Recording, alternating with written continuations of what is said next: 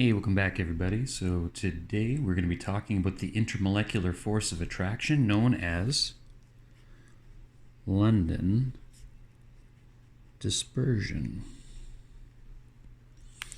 Now, you've spent some time reviewing London dispersion, doing some research, and you watched a video that involved a charged object forcing an aluminum pop can to be attracted to it. We called that force of attraction induction of charge, which is to say that electrical fields can cause electrons to redistribute across the surface of an object and create a temporary dipole. All right, so let's make a summary.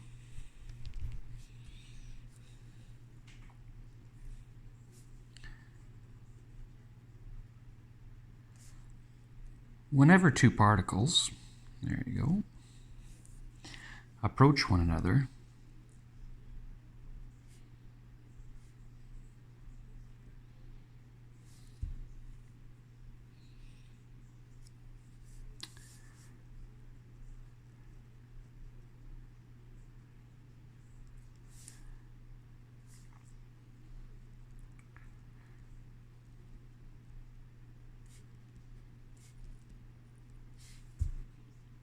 an interaction occurs between the two.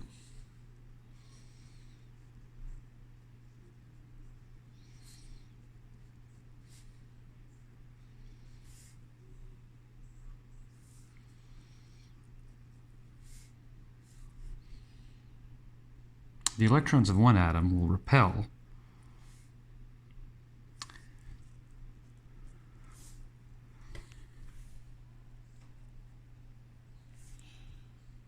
the electrons on the other.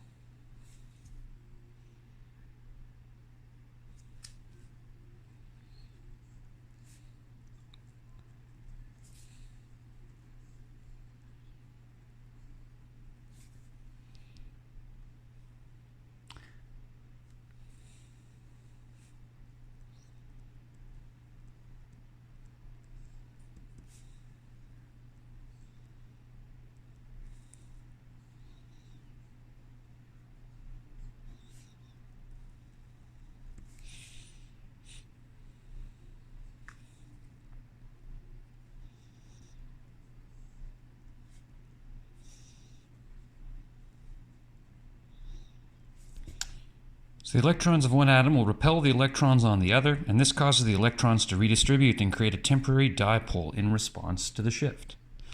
Let's maybe draw a quick sketch of what this might look like.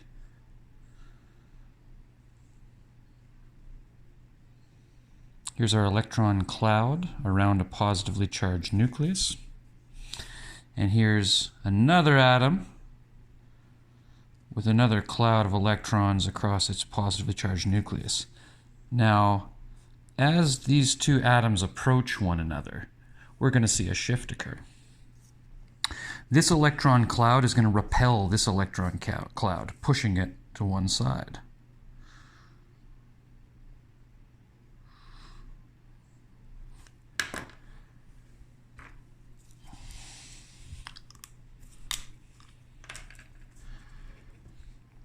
This creates a partial positive charge on one end and a partial negative charge on the other.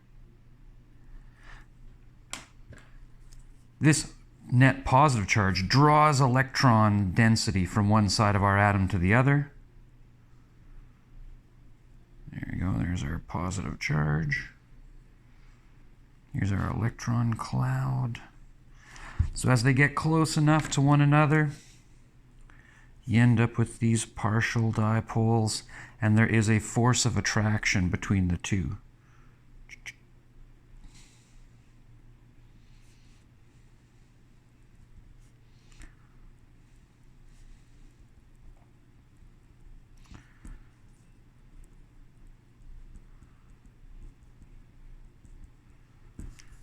There you go.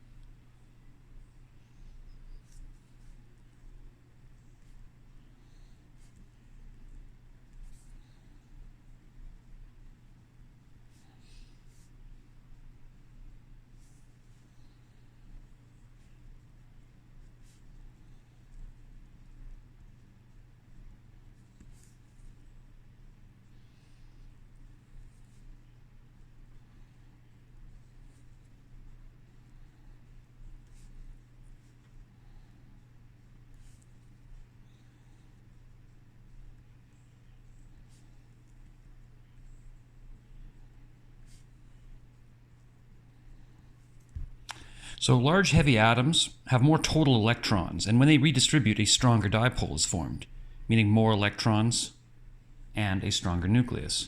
So what might this look like? Well, that's to say that if you have a small atom, like let's say helium,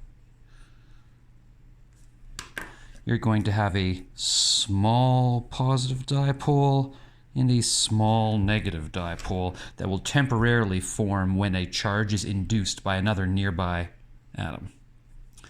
If you would have a larger particle, like say neon or argon or krypton, you're going to have a bigger nucleus and you're going to have more electrons total.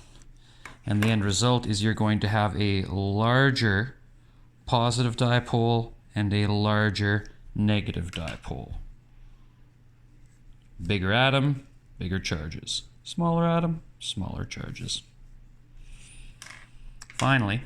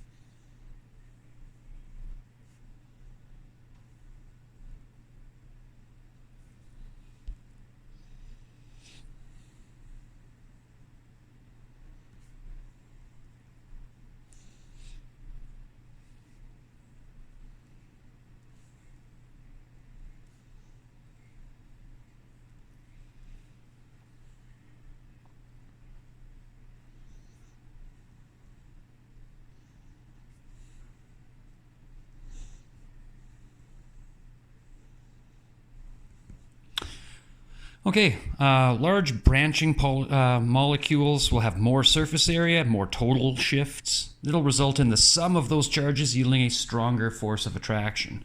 So for example, if you were to have a methane particle and compare that to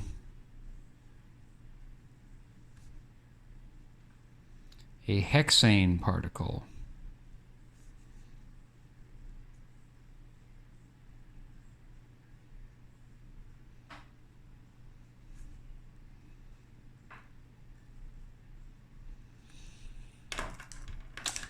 there would be more total surface area to form London dispersion shifts on a large molecule than on a small molecule.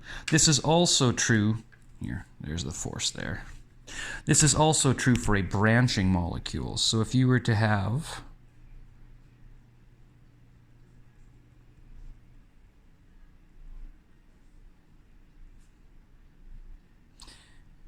a more branched molecule, you would find that for a molecule of similar mass, there were fewer opportunities for shifts to occur. The end result being that a more linear chain will have a more force of attraction, higher boiling points, melting points, and so on. Whereas the melting point of, say, this solid here would be considerably lower. Okay. Let's do a couple examples here. So, for example, xenon. This is a substance that London dispersion is the only force of attraction between it and other xenons. If you were to have a methane molecule,